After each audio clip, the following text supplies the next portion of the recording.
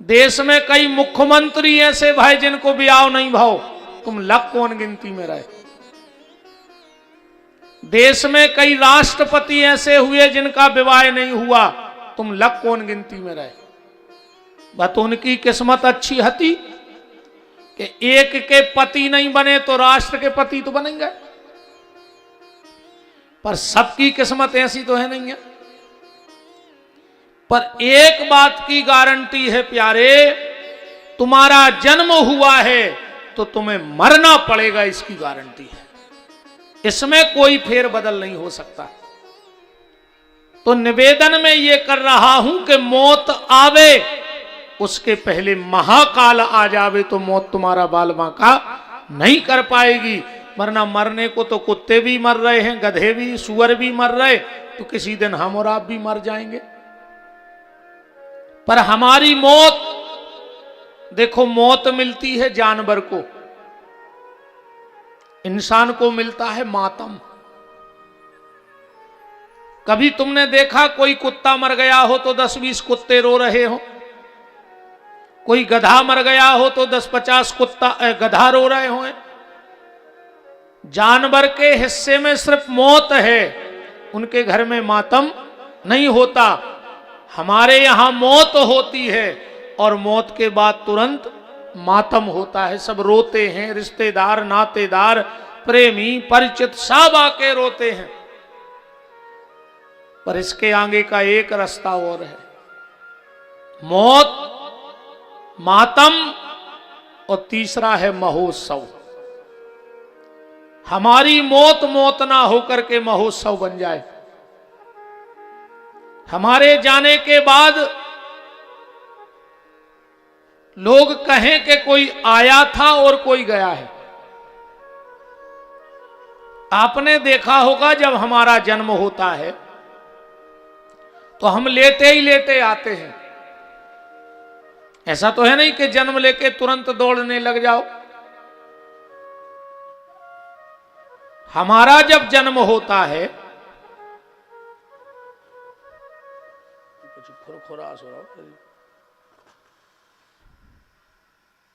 बंद होगा, फिर खुरखुराने लगो।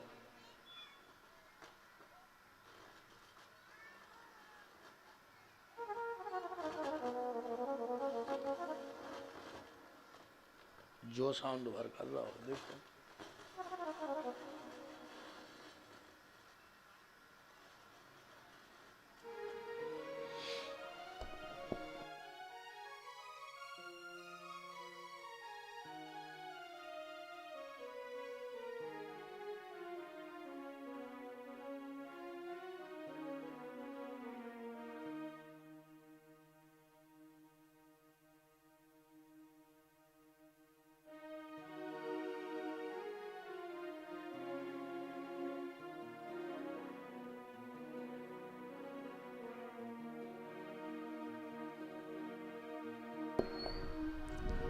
राम, हम जब संसार में आते हैं तो लेटे लेटे आते हैं और आखिरी में ठटरी पे लिटा के अपन को भेज दो जाते हैं। पर जब कोई संत महापुरुष आते हैं तो आते तो हैं लेटे लेटे, पर लेट करके जाते नहीं। आपने कभी किसी महापुरुष की अंतिम यात्रा में गए हो, संत की अंतिम यात्रा में गए हो, तो संतों को कभी ठठरी पे बांध के नहीं ले जाते, उनको बिठा के ले जाते हैं। ले जाते हैं कि नहीं? कारण ये है कि वो जीवन भर भगवान के चरणों में बैठे, तो बैठे ही बैठे यहां से गए हैं। हम लेटे लेटे आए हैं और लेटे ही लेटे यहां से चले जाएंगे। हमारी मौत ना हो, हमारे घर में मातम ना हो। आप कभी किसी महापुरुष की अंतिम यात्रा में गए, वहां कोई रोते मिला? वहां तुरंत भजन कीर्तन बैठ जाएगा, लोग भगवान का नाम उच्चारण करने लगेंगे। क्यों? क्योंकि उनकी मौत नहीं हुई, उनका तो महोत्सव हो गया है। हमारे आपके जाने के बाद भी मातम ना हो, महोत्सव हो, तो समझना कि हमारा आना सार्थक हो गया है। तो अस्थियां बिखरें उसके पहले अपनी आस्था को समेट लो। आज की चर्चा को हम यहां से प्रारंभ करते हैं, ध्यान से सुनना। एक आदमी ऊंट खरीदने गया, बहुत ध्यान से बात को पकड़ना। ऊंटों के बाजार में गया, बहुत ऊंट खड़े थे। 2-3-4 घंटे के बाद उसको एक ऊंट पसंद आ गया। बैठ करके सामने वाले से सौदा हुआ, और जब सौदा हुआ तो ऊंट ले लिया, जितने का भी लिया हो राम जाने। जब वो ऊंट लेके घर आया तो अपने नौकर से कहा कि ऊंट को बांध के आओ। तो जब ऊंट आया था तो उस पे झूल डली थी, अच्छी कपड़ा लगा था, खूब घुंघरू उंगरू पहने थे, अच्छा श्रृंगार था उस ऊंट का। और ऊंट का जो उसके ऊपर झूल डली थी, उसमें एक छोटी सी थैली लटकी थी। तो उसने सोचा ऊंट को अच्छा नहलवा दे, तो पूरा उसका श्रृंगार उतारा। और जब वो झूल उतारी तो उसमें एक थैली लटकी थी। उसने थैली खोल के देखा तो उसमें बहुत कीमती हीरे मोती थे। उसने तुरंत, नौकर ने झोली खोली, अपने मालिक के पास गया, बोले मालिक हमारी और आपकी तो किस्मत खुल गई। बोले क्यों? बोले ऊंट बेचने वाले ने जल्दी जल्दी में ध्यान नहीं रखा और ये हीरे मोती की थैली इसी पे टांग के हमें दे दी। हम लोग तो माला माल हो गए, हमारी तो जिंदगी बन गई। मालिक ने कहा वो थैली इधर लाओ। बोले क्यों? बोले हम ऊंट वाले को वापस करने जाएंगे। नौकर ने कहा हमने तुमसे बड़ा मूर्ख नहीं देखा, घर आई हुई लक्ष्मी को ठुकरा रहे हो। उसने कहा ये अपनी नहीं है, हमने ऊंट लिया है ना कि हीरे मोती लिए हैं। नौकर ने कहा मालिक तुम सच में मूर्ख हो। बोले दुनिया मूर्ख कहे तो कहने दो, पर मैं ईमानदारी से ये थैली लौटाने जा रहा हूं। नौकर ने कहा कोई देख नहीं रहा है। मालिक ने कहा बस यही तो गलती करता है जीव, उसे लगता है कि कोई नहीं देख रहा है, पर उस परमात्मा तो सबको देख रहा है। उसकी नजर से तो कोई छुप नहीं सकता है। वो थैली लेके गया, उस जिसका ऊंट था, जिससे ऊंट खरीदा था, उसे थैली दी। बोले तुम्हारे ऊंट पर ये थैली टंगी थी। उसकी आंख में तो आंसू आ गए। बोले मैंने बहुत ईमानदार देखे, पर ये करोड़ों के हीरे मेरी जिंदगी की कमाई थी और तूने वापस कर दिए, मैं तुझसे बड़ा प्रसन्न हूं। उसने उसमें से 2 हीरे निकाले और सामने वाले को ईमानदारी के लिए देने लगा। इसने कहा नहीं नहीं मुझे कुछ नहीं चाहिए। उसने कहा नहीं ये 2 हीरे तो लेने ही पड़ेंगे। वो आदमी हंस के बोला कि सुनो तुम मत दो, हमने 2 हीरा पहले ही निकाल लाए थे उनमें से कीमती कीमती। तुम्हारे देने के पहले मैंने 2 हीरे जो सबसे कीमती थे वो पहले निकाल लिए थे। उसने कहा तुम तो 1 नंबर के बेईमान हो। उसने तुरंत थैली जमीन पे खोली और हीरे गिने तो उसके हीरे पूरे थे। उसने कहा यार तुम फिर झूठी बोल रहे, तुम कह रहे हमने थैलिया में से 2 हीरा निकाल लाए और हमारे तो जितने हथे पूरे हैं। वो आदमी हंस के बोला कि सुनो हमने 2 कीमती हीरे इसमें से लिए हैं। क्या? बोले पहला ईमानदारी का हीरा मैंने अपने घर में रख लिया और दूसरा शांति का हीरा मेरे पास है। अब मुझे इन हीरों की आवश्यकता नहीं है, मैंने ईमानदारी का हीरा ले लिया है। और जो ईमानदारी का हीरा अपने पास रखता है और शांति का हीरा, देखो ईमानदारी से बात यह है आज व्यक्ति के पास सब कुछ है, बस शांति और ईमानदारी नहीं है। बोलो है? शांति और ईमानदारी व्यक्ति के पास नहीं है और जिनके पास शांति और ईमानदारी के हीरे हैं, हालांकि ये बड़े भाग्यशाली को मिलते हैं। दो चीजें किस्मत वाले को मिलती हैं। सबसे पहले तो हीरा। हीरा कौन सा? ईमानदारी का और शांति का। और दूसरा हरी। हरी और हीरा ये सबकी किस्मत में नहीं होते हैं। बरात जाओ, उते चढ़ा जाओ सामने।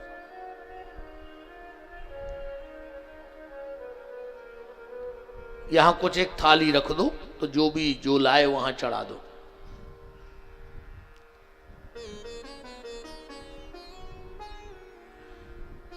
कोई बिल्कुल नाराज नहीं होना, पर अब हमारी कथा का ये नियम है कि जिसको आना है तो शुरू में आओ अब या बाद में आओ, क्योंकि सब मेरी पहचान के हैं, सब मेरे अपने हैं, और एक एक व्यक्ति हर बार आता रहेगा तो कथा कब होगी। इसलिए बिल्कुल आप तो खूब पैसा चढ़ाओ, खूब बेलपत्र चढ़ाओ, पर शुरू में और आखिरी में। हालांकि नुकसान हम ही को है 10-20 रुपया को, पर कोई दिक्कत नहीं।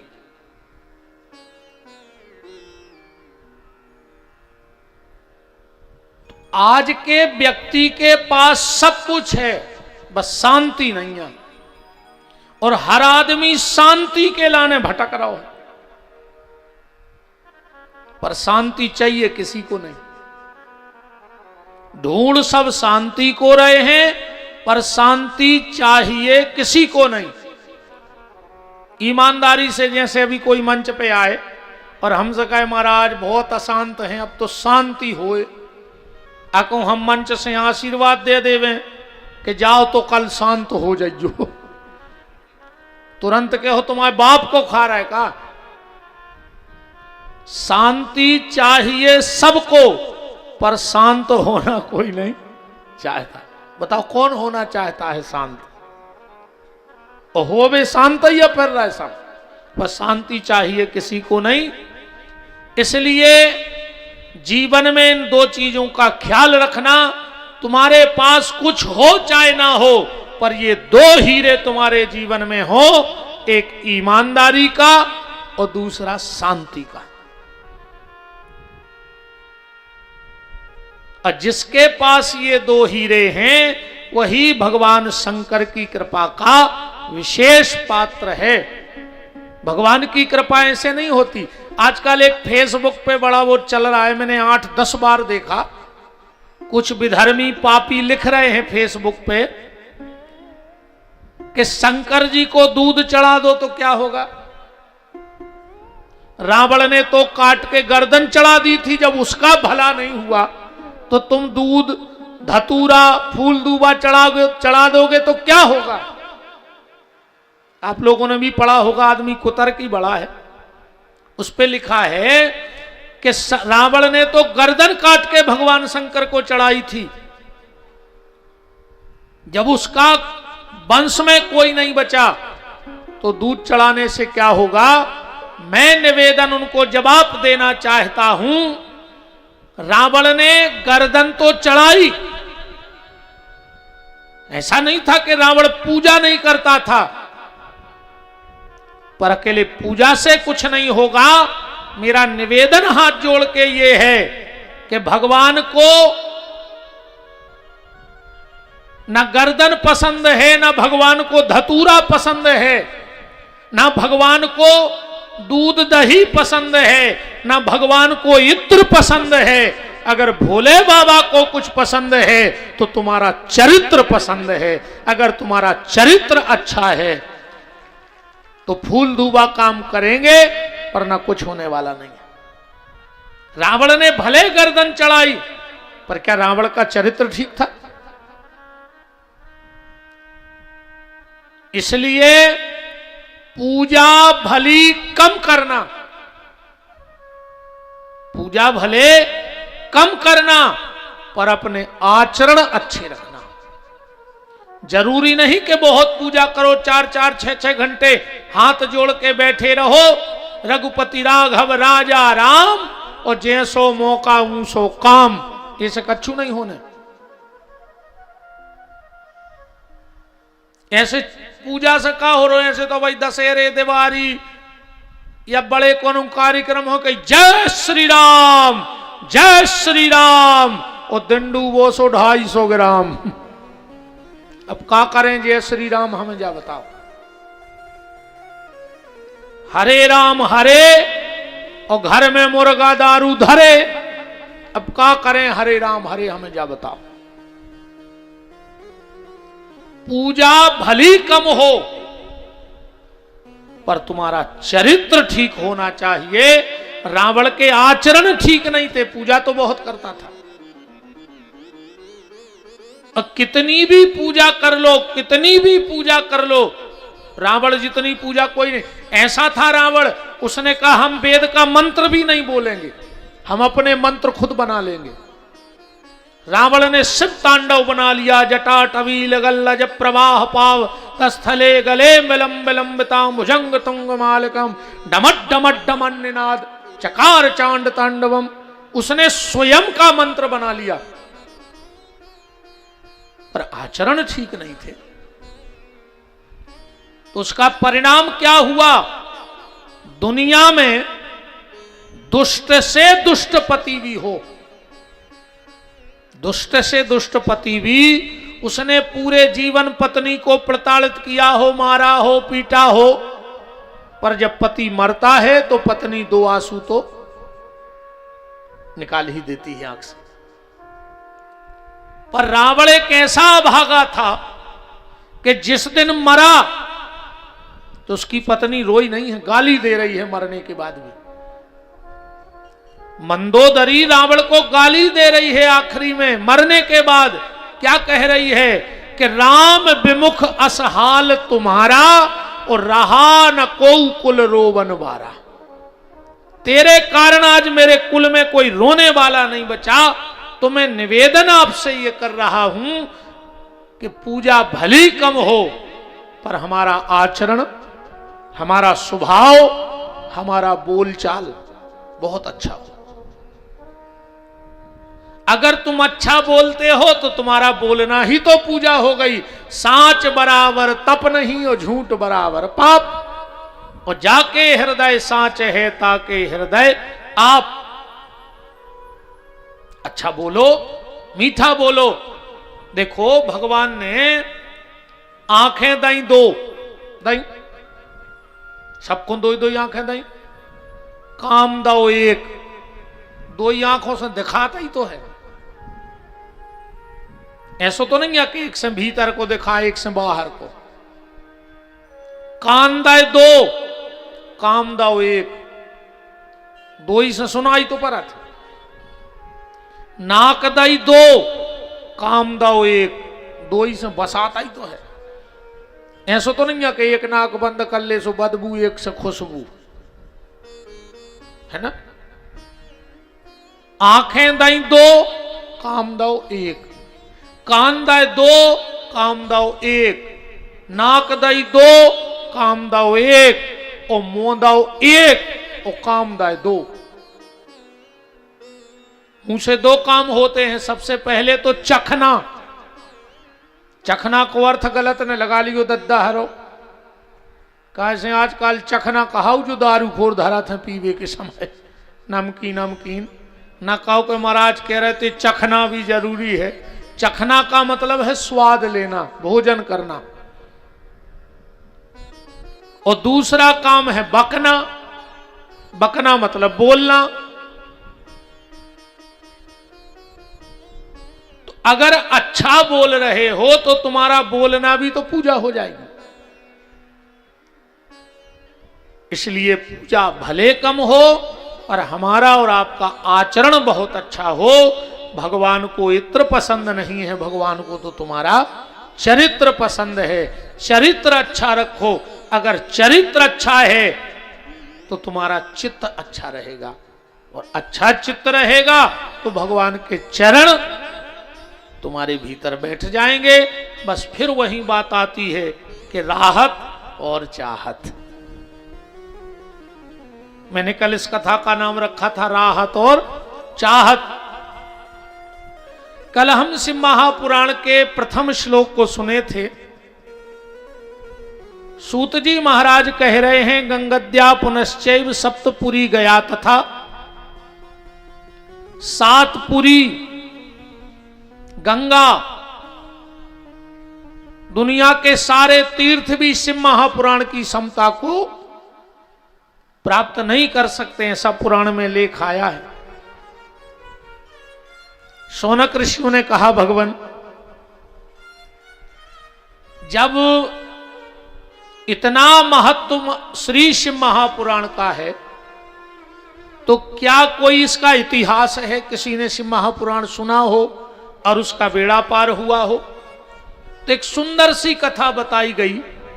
आसीत किरात नगरे ब्राह्मणो ज्ञान दुर्बलः दरिद्रो रस विक्रेता देव धर्म परांग मुख। किरात नगर में एक देवराज नाम का ब्राह्मण था। वो खाली नाम का ब्राह्मण था, खाली नाम का ब्राह्मण था, कर्म से ब्राह्मण नहीं था। ब्राह्मण का कर्म ही उसे महान बनाता है। शराब पीता था। एक बात हमारी ध्यान से सुन लो, हो सकता है कई लोगों को बुरा लग जाए और लग भी जाता है, और लग जाए तो उससे हमें कोई फर्क नहीं पड़ता है। शास्त्र कहता है, अगर तुम्हें यह पता है कि यह ब्राह्मण शराब पीता है और तुम्हारे घर में अगर वो श्राद्ध का भोजन कर जाता है तो उस दिन तक के तुम्हारे सारे सत्कर्मों को नष्ट कर जाता है, तुम्हें नरक का भागी बना देता है। लाख व्यवहार बने, लाख बिगड़ जाए, पर अगर तुम्हारे घर में श्राद्ध है तो शराब पीने वाले ब्राह्मण को श्राद्ध नहीं कराना चाहिए। और एक बात और सुन लो, माताओं को भी श्राद्ध खाने का अधिकार नहीं है।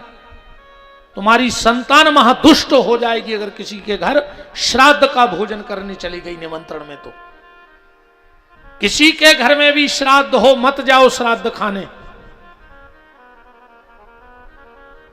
यहां तक लेख है कि ब्राह्मण की पत्नी को भी किसी के घर श्राद्ध के निमंत्रण में नहीं जाना चाहिए। माताओं को श्राद्ध का भोजन नहीं करना चाहिए, तुम्हारी संतान पे कष्ट आएगा। किसी के यहां मत जाओ श्राद्ध के भोजन में। और शराब पीने वाले ब्राह्मण को तो श्राद्ध का भोजन कराओ ही मत। और जिसको शंका हो जाए हमसे बात कर लो आके, हम इसका तुम्हें प्रमाण देंगे। मेरी भाषा बुंदेलखंडी हो सकती है, पर बगैर प्रमाण के कोई बात व्यास गद्दी हमारी नहीं बोलती है।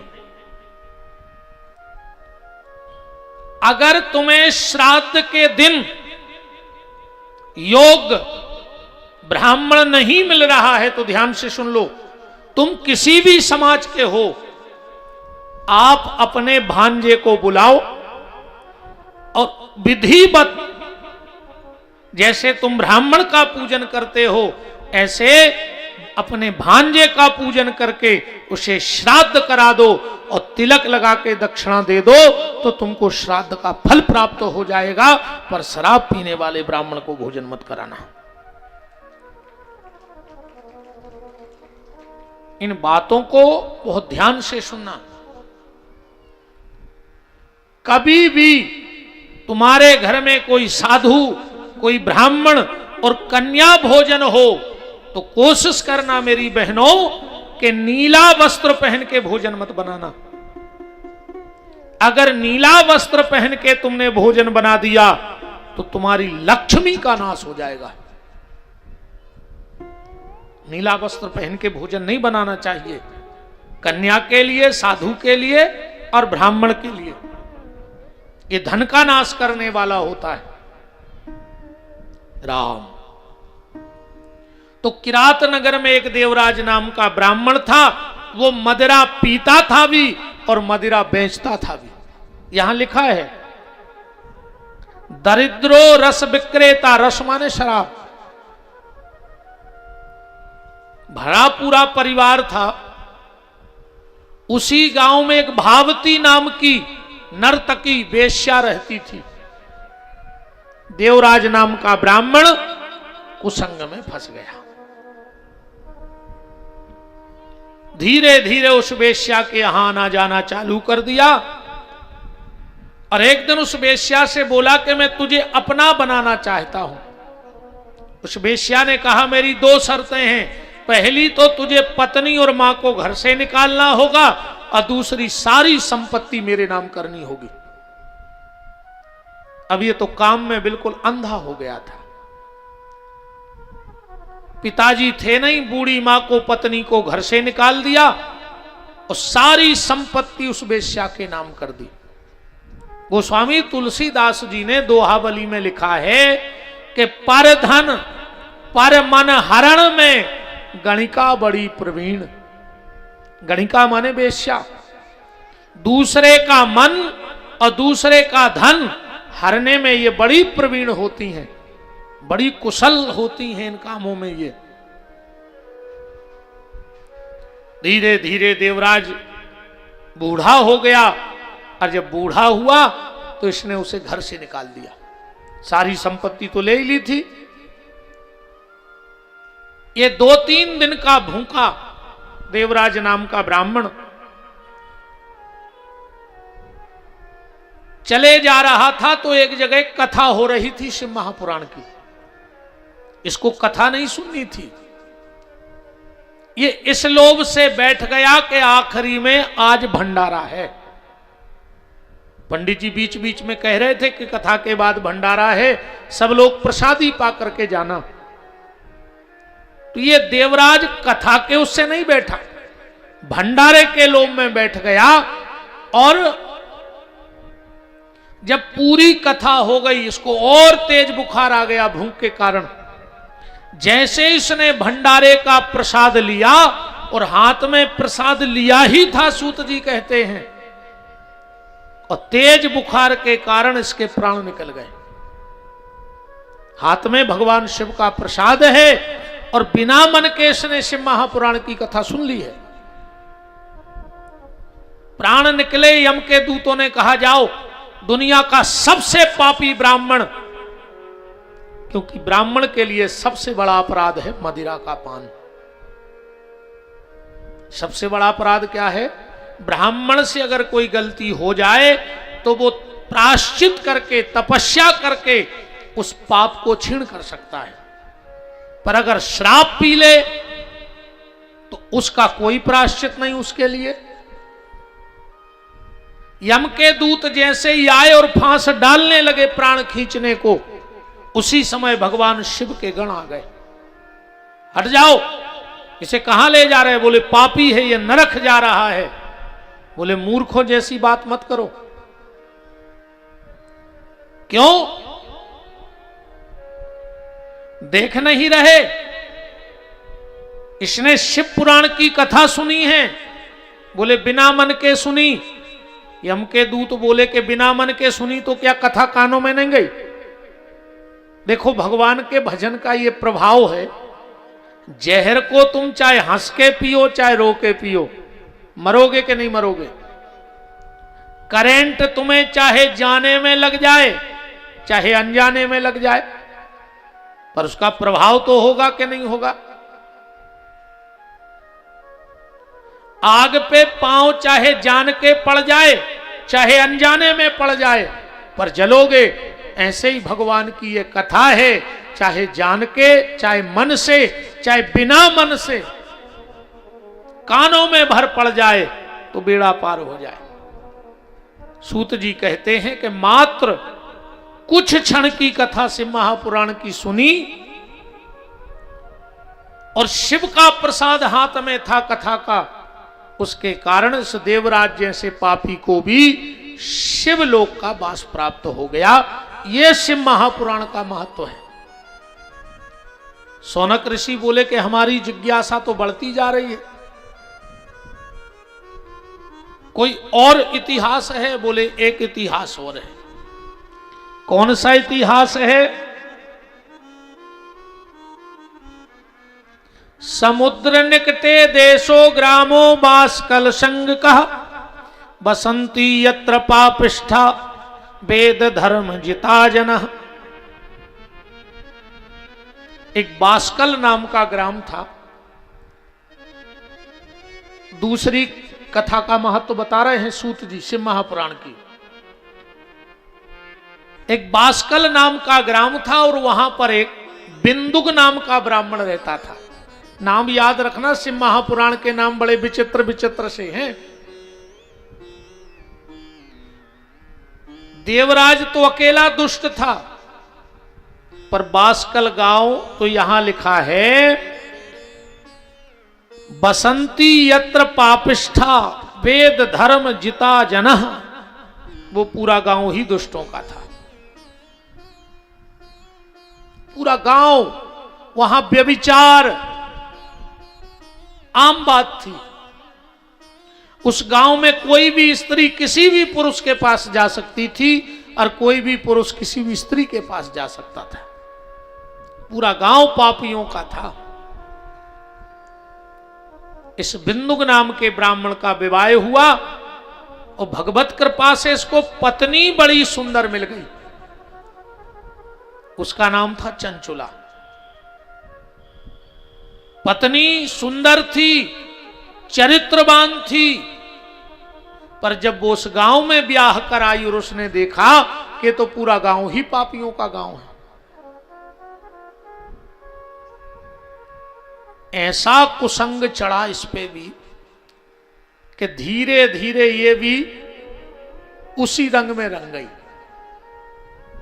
इसीलिए मैं कई बार कथाओं में कहता हूं, आपसे पूजा ना बने मत करो। आप तीर्थ नहीं जा पा रहे हो मत जाओ। आपसे माला नहीं होती मत करो। आपसे दान नहीं होता मत करो।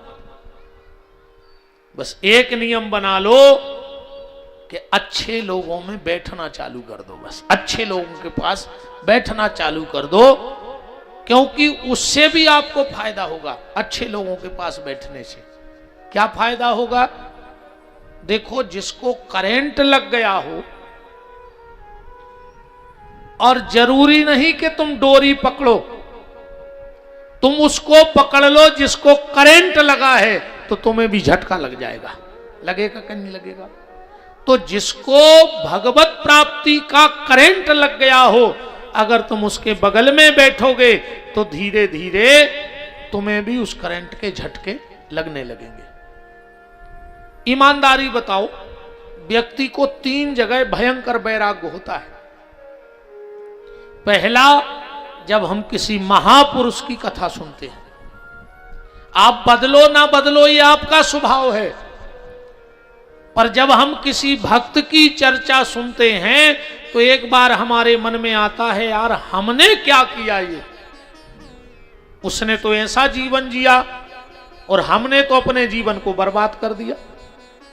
बदलो ना बदलो ये विषय अलग है, पर उतने समय तो लगता है।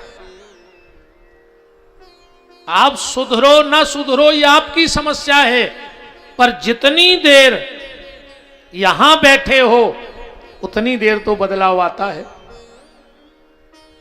एक बार किसी पत्रकार ने हमसे पूछा था, महाराज जी आप लोग कथा करते हो, उसका फायदा क्या है?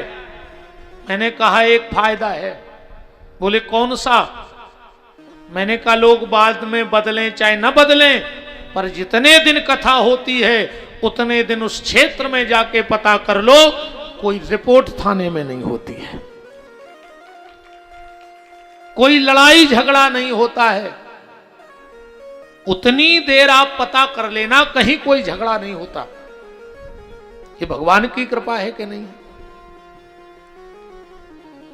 तो पहला वैराग्य होता है हमें जब हम महापुरुषों की चर्चा सुनते हैं। दूसरा वैराग्य होता है जब हम शमशान घाट में जाते हैं। वहां बैठे बैठे लगता है यार एक दिन यही हाल हमारा होना है। उसके बाद बाहर आके बेहाल हो जाओ, वो समस्या अलग है। और एक और वैराग्य है, मेरी मर्यादा है, मैं यहां कह नहीं सकता। बोलो वृंदावन बिहारी लाल की जय।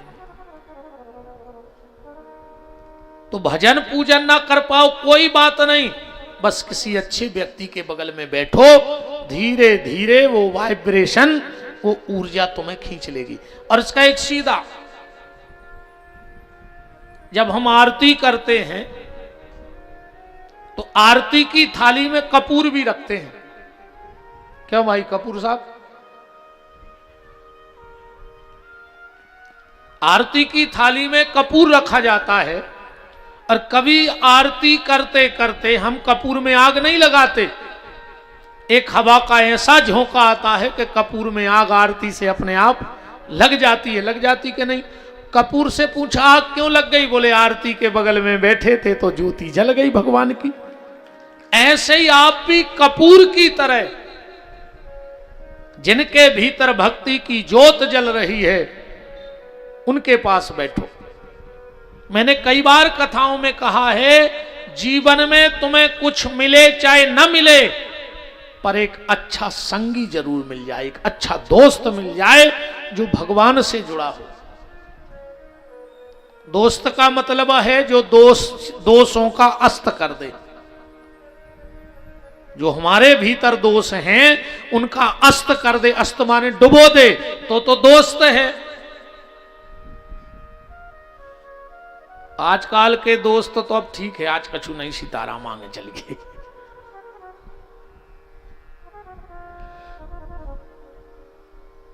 चंचुला पे धीरे धीरे कुसंग का रंग चढ़ गया। एक दिन गांव की कुछ महिलाओं ने चंचुला से कहा कि चंचुला, जब तुम्हारा पति परपुरुष के पास जाता है तो तुम, पर स्त्री के पास जाता है तो तुम परपुरुष के पास क्यों नहीं जाती? चढ़ गया रंग। एक दिन देवराज ने देखा, जब घर आया तो अपनी पत्नी को किसी दूसरे पुरुष के साथ देखा तो डांटने लगा। चंचुला ने कहा, जब तुम दूसरी स्त्री के पास जाते हो और मैं दूसरे पुरुष के पास चली गई तो तुम्हें क्या दिक्कत है? ये इतना गिर गया था बिंदुक नाम का ब्राह्मण। ये चंचुला से बोला कि मुझे इससे कष्ट नहीं है कि तू पर पुरुष के पास गई, अरे कुछ पैसा ले लेती तो अपना घर तो चलता। इतना गिर गया। धीरे धीरे समय का चक्र चला। सूत जी कहते हैं, कालेन निधनम प्राप्तो जगायम नर कंखलः बिंदे भवत पिशाचो हिमगिरी पापी भयंकर। ये बिंदुक मर गया। बिंद नाम के पर्वत पर ये भयंकर पिशाच बन गया।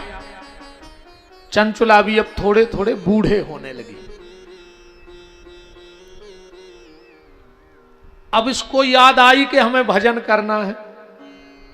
देखो हम एक बात और कहें, भजन करना किस उम्र में? मेकअप की उम्र में। जब मेकअप को समय हुए तब से भजन करो। काहे से बुढ़ापे में तो चेकअप ही चेकअप होने। बुढ़ापे में भजन नहीं हुए। बुढ़ापे में तो कबू शुगर को चेकअप, कबू बीपी को चेकअप, कबू किडनी की चेकअप, कबू हार्ट को चेकअप। ऐसे जिंदगी निकल गई मेकअप में और बुढ़ापो निकल गया चेकअप में। खेल खत्म।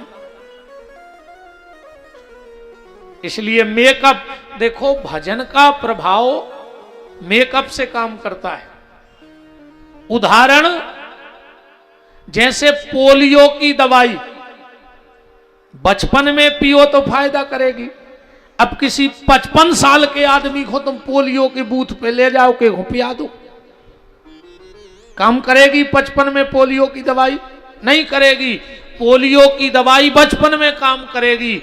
ऐसे ये अमृत, राम नाम का, शिव नाम का, कृष्ण नाम का जो अमृत है, ये बचपन में ही 2 बूंद मिल जाए तो पूरा जीवन संभल जाए। चंचला को याद आया कि मैं अपनी मुक्ति का उपाय करूं उस मुक्ति के चक्कर में चंचुला ने अपना गांव छोड़ा, बूढ़ी हो गई थी, बच्चे बच्चे हुए नहीं थे। चलते चलते एक शिव मंदिर में पहुंची, वहां देखा कि शिव महापुराण की कथा चल रही है। और उस दिन संयोग से पंडित जी माताओं के विषय पे बोल रहे थे कि जो नारी अपने पति को धोखा देती है, अपने पति को धोखा देती है, उसको भयंकर से भयंकर नरकों की यातना भोगनी पड़ती है। अब जो यहां लिखा है वो तो हम बोल भी नहीं सकते, यहां से इतनी मर्यादा है व्यासपीठ की। जब मैंने इस प्रसंग को देखा तो मेरे रोंगटे खड़े हो गए। कभी समय मिले तो इतने इसको पढ़ना।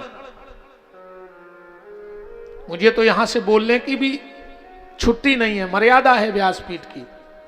ऐसी ऐसी यातनाएं उन स्त्रियों को दी जाती हैं जो अपने पति को धोखा देती हैं। पति कैसा भी हो, रोगी हो, कोढ़ी हो, अपंग हो, फिर भी माताओं को धोखा नहीं देना चाहिए। पंडित जी एक एक विषय पे बोल रहे थे और चंचुला बैठी बैठी सुन रही थी। उसे ऐसा लगा कि आज की पूरी कथा सिर्फ मुझे बोली जा रही है, क्योंकि ये सारे पाप मैं तो कई पुरुषों के पास गई हूं, मैं कई पुरुषों के पास गई हूं। पंडित जी ने श्लोक पढ़ा, अस्मेघ सतम कृत्वा गंगा स्नात्वा सताम शमः न शुद्धिर्जायते प्राप्तो पापस्य गरीयसी। ऐसी नारी अश्वमेघ यज्ञ भी कर ले तो भी उस पाप से उसकी मुक्ति नहीं होती है। 100 वर्ष तक गंगा में डुबकी लगाए रखे तो भी उसकी मुक्ति नहीं होती है। जो अपने पति को धोखा दे पर पुरुष के साथ जाए तो अश्वमेघ यज्ञ कर ले तो भी उसकी मुक्ति नहीं है। बिल्कुल श्लोक लिखा है, मेरी कोई कथा नहीं है, ना मेरे घर में कोई फैक्ट्री है। बस ये जरूर है कि जो भी श्लोक पढ़ता हूं उसको ऐसा आपके सामने रख देता हूं कि व्यक्ति के समझ में आ जाए। बस जैसे ही पंडित जी उतरे, चंचुला तो दूर से चरणों में गिर गई, स्पर्श नहीं किया। क्यों? एक बात और ध्यान से सुन लो मेरी बहनों, कभी भी माताओं को अपने पति के अलावा किसी को भी छू के प्रणाम नहीं करना चाहिए। कितना ही बड़े संत आ जाएं, कितना बड़े बाबा जी आ जाएं, कितना बड़े गुरु जी आ जाएं,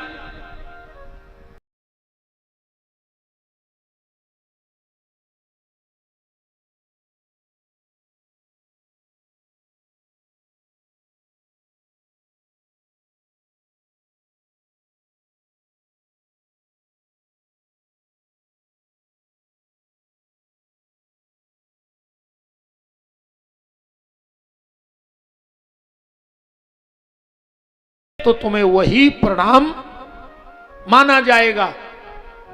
पर आज की विडंबना जा है कि घर बारे के पांव पर हैं और बाबों के प्राण खाए ले।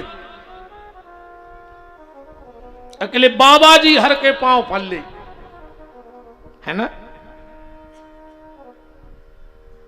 जय आदत तुम्हारों की है, तुम बहु दद्दा के पांव नहीं पर अकेले बाबों के प्राण खाए हो।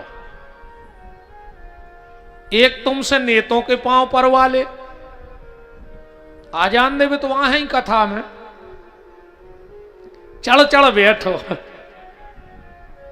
जो बड़े बड़े नेता कबू जूतों पे पालस करके निकलता ही नहीं है घर से। उनको पता है कि हमें जान तो दे, वे तो हाथों ही हाथों पे चमका दें।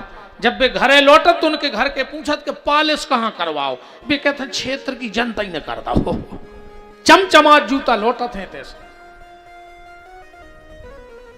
अरे राम राम राम। अच्छा हाथ तो उठाओ, कितने जनी पांव पर तो रोज घरे। पहले तो जजमान नहीं बताओ, तुम उन्होंने कल पांव परे थे जजमानों के?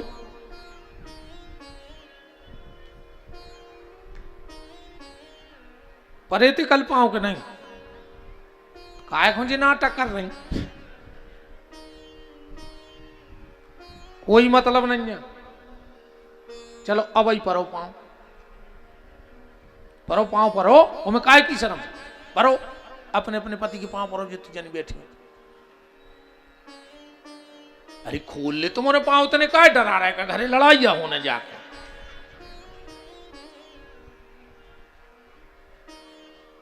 कथा के तुरंत बाद आरती के पांव पड़ गयो आज से पति देव के। और हम बता रहे तुमने हजारों साहुन कर लाए हुई हैं, कम से कम साहुन ही भर पति के पांव पर ले रोज। आज तो पर लियो घरे जाके। और आज जे को पांव ने परे हे बनेनी घाट वारे भोलेनाथ, अगर सच के सांचे बैठे हो दद्दा, तो जे को पांव ने परे 1 महीना के भीतर उसको बिच्छू काटे।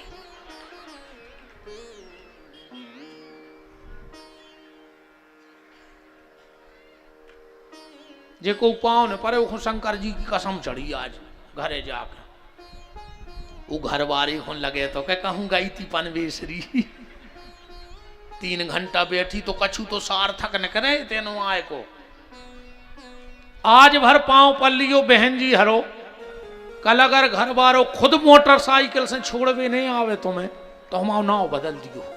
वो जाके हरे हो कया गौरी ऐसी तो आज नो नहीं सुधरी जा। 2 ही दिना में फर्क पड़ गया। मेरा निवेदन बहुत ध्यान से सुनना। कई बार लोग हमसे भी कहते हैं गुरुजी अगर आपके चरण हमारे घरे पड़ जाए तो बेड़ा पार हो जाए। अच्छा हमारे चरण परे से तुम्हें विमान उतरिया तो हमारे घर के तो चले गए होते कुछ ने कब के बैकुंठ। हम 45 साल से फिर रहे अपने घरे। मैं निवेदन इस व्यासपीठ से आपसे हाथ जोड़ के करता हूं, संतों के चरण पड़े ये भाग्य की बात है, पर अगर संतों के वचन तुम्हारे मन में पड़ गए तो ये सौभाग्य की बात है। हम लोगों के चरणों से कुछ नहीं होना है, हम लोगों के वचनों से तुम्हारी जिंदगी सुधरनी है। कई आदमी गुरुजी हर की फोटो लगाएं और उताई बैठ के नीचे पेग बना रहा है। अबे गुरुजी किस्मत ठोक रहा है कि पापी कम से कम हमारी फोटो ही ने लगाऊ तो रे हमारे सामने दारू पी रहा। संतों का चित्र तुम्हारे घर में हो चाहे ना हो, पर संतों का चरित्र तुम्हारे जीवन में होना चाहिए तो बेड़ा पार हो जाएगा। संतों की छवि, छवि यानी चित्र, अरे छवि से जुड़ना है तो दुनिया में सिर्फ इनकी छवि से जुड़ो, भोलेनाथ की छवि से जुड़ो, बांके बिहारी की छवि से जुड़ो, जो तुम्हें ईश्वर अच्छा लगता उससे जुड़ो। व्यासपीठ के तो अकेले वचनों से जुड़ो, जो तुम्हें बताया जा रहा है उससे जुड़ो। चंचुला ने दूर से पंडित जी को प्रणाम किया। पंडित जी ने कहा माता जी बात क्या है?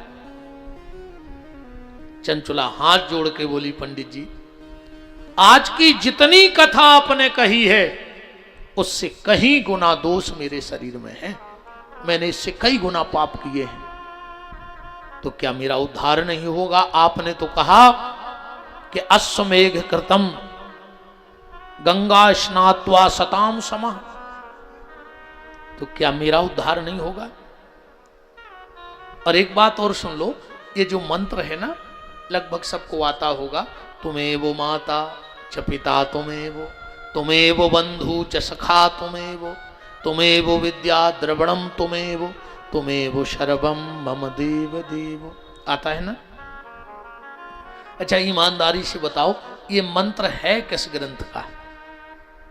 कहां लिखा है ये मंत्र? कौन से पुराण का है? कौन से ग्रंथ का है, कौन से वेद का है और कौन से शास्त्र का है। मान के चलो तुम कहीं बोलो ये मंत्र, अब तुमसे कोई पूछे कि भैया ये लिखा कहाँ है, तो क्या जवाब दोगे इसका? आज के बाद जवाब देना कि ये शिव महापुराण के अध्याय नंबर 3 के श्लोक नंबर 56वां है। ये पहली बार मंत्र किसके मुंह से निकला? चंचुला के मुंह से। किसके लिए? पंडित जी के लिए। चंचुला हाथ जोड़ के पंडित जी से कह रही कि अब तो सब कुछ आप ही हो, मेरे भाई, गुरु, पिता, माता, मुझे इस पाप से बचा लो।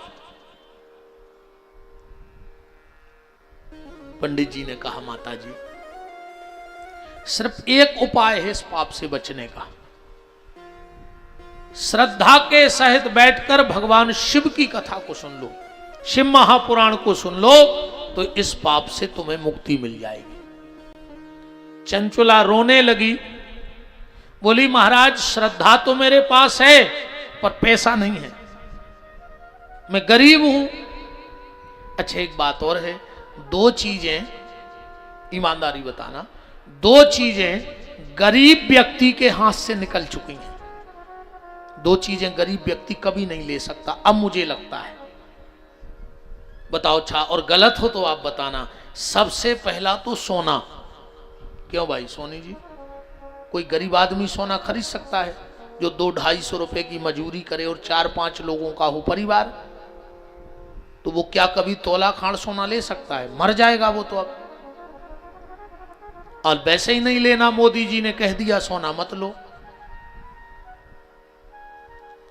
मैं देश के यशस्वी प्रधानमंत्री महोदय जी से निवेदन करता हूं, कभी मेरी बात उन तक पहुंच जाए तो जैसे आप मन की बात में एक बार ये बोल देते हैं कि देश का भारतवासी सोना ना खरीदें, एक बार मेरी प्रार्थना है कि आप एक बार ये भी बोलें कि देश का युवा शराब ना पिए। ये भी तो बोल सकते हैं कि देश का युवा नशा से दूर रहे। तो एक तो सोना गरीब आदमी की पहुंच से दूर हो चुका है। हो चुका कि नहीं हो चुका? ले सकता? ईमानदारी बताओ आप, मैं गलत बोल रहा हूं तो क्या कोई ले सकता है? नहीं ले सकता। और दूसरे संत, अब गरीब आदमों के संत बचे ही नहीं है। मिल जाए, तुम कितना श्रद्धावान बने रहो, कितना भक्त बने रहो, अगर मोटो सो लिफाफा नहीं है तो तुम नहीं हो पा रहे जाली के भीतर। और अगर अच्छो रुपया भर हुए तुम्हारे, तुम्हें कौन से मिलने आधी रात उठ बैठ पे नहीं बिहारी। हमें जा बताओ, चलो जी बड़े बड़े ठिकाने हैं, आदमी के तुमसे 6 दिन में नहीं मिल पाता, 8 दिन में नहीं मिल पाता, तो जी बड़े बड़े आदमी आध घंटा में मिलके कहां से आ जाते, फोटो गिर जाते? बताओ आप। ये बड़े बड़े लोग जाते हैं 10 मिनट में, कई महाराज जी को आशीर्वाद प्राप्त करो, तो जे कहां से मिल आए तो वे 6-6 दिन आके डरे भूखे, उनको मिल नहीं रहा है, और भज्जा हर आधी रात मिल रहा है। तो सोना और संत ये गरीब व्यक्ति के हाथ से निकल चुके हैं, अब गरीब को नहीं मिलने वाले। बोलो बाबा विश्वनाथ की। चंचुला ने कहा मैं बहुत गरीब हूं, मेरे यहां तो खाने के भी लाले पड़े हैं। पर धन्य रे पंडित जी, बोले माता चिंता मत करो, अगर तुम्हारा भाव ठाकुर जी के प्रति है, भोलेनाथ के, तो मैं तुम्हें शिव महापुराण की कथा सुनाऊंगा, इसी मंदिर में सुनाऊंगा। और तुमने कहा मेरे पास खाने की व्यवस्था नहीं है, तो मैं तुम्हारे बेटे की उम्र का हूं, मैं तुम्हारे भोजन की भी व्यवस्था करूंगा। चंचुला बोली पर मैंने तो सुना है कि बिना दक्षिणा के कोई भी धार्मिक कार्य पूर्ण नहीं होता। पंडित जी ने कहा चिंता मत करो, जब पूरा शिव महापुराण हो जाए तो आप हमें दक्षिणा में एक बेलपत्र दे देना, वो हमारी दक्षिणा हो जाएगी। एक बेलपत्र दे देना। श्री शिव महापुराण में आया है कि भगवान शंकर की पिंडी को 11,000 बेलपत्र चढ़ा दो, जितना फल है शिव महापुराण की कथा में पोथी पे एक बेलपत्र चढ़ा दो तो 11,000 बेलपत्र चढ़ाने का फल प्राप्त होता है। अगर कोई व्यक्ति शिव महापुराण की पोथी पर एक बेलपत्र चढ़ा दे तो उसे 11,000 बेलपत्र चढ़ाने का फल होता है। मैंने कई बार कथाओं में बोला भी है, आप अगर भागवत सुनने जाओ तो घर से एक तुलसी का पत्ता लेके चलो, और कहीं शिव महापुराण की कथा सुनने जाओ तो घर से एक बेलपत्र लेके जरूर आओ, और वो बेलपत्र पोथी पे चढ़ाओ। फिर देखो तुम आप भगवान शंकर की कृपा। बोलो काशी विश्वनाथ की। पंडित जी ने बड़ी श्रद्धा के सहित उस देवी को भगवान की कथा सुनाई। आखिरी दिन आया, पंडित जी ने एक बेलपत्र दक्षिणा में लिया। सूत जी महाराज कहते हैं पंडित जी तो चले गए,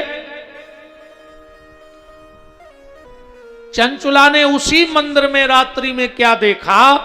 नीलग्रीवम पंचवक्त्रम त्रयंबकम चंद्रशेखरम वामांगे बिभ्रति गौरी विद्युत पुंज समप्रभा।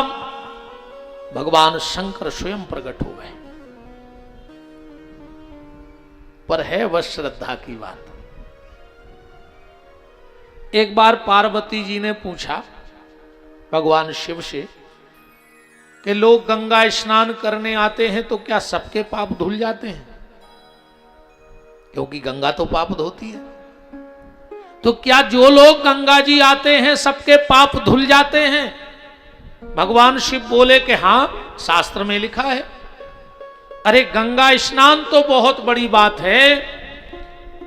विष्णु पुराण का श्लोक है, गंगा गंगेति यो ब्रूयात् योजना नाम सतैरपि मुंचते सर्व पापेभ्या विष्णु लोकम स गच्छति। अगर 100 योजन से कोई गंगा का नाम ले ले तो विष्णु लोक की उसे प्राप्ति हो जाती है। पार्वती जी ने पूछा कि जो गंगा जी आते हैं उन सबको फल मिलता है?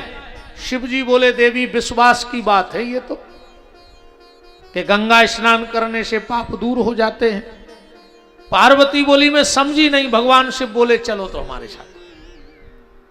शिव जी एक बूढ़ा बन गए और एक नाली में, ऐसे बगल में जो रास्ता था, छोटी सी नदी थी, नाला, उसमें गिर गए।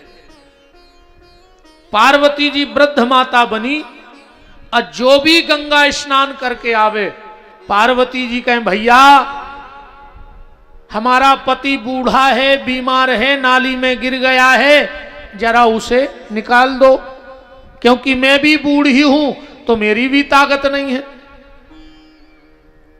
अब जो भी निकले वो सोचे चलो भैया वृद्ध आदमी है, पड़ा है, उठा दे। तो जैसे ही वो उस नाली के पास जाता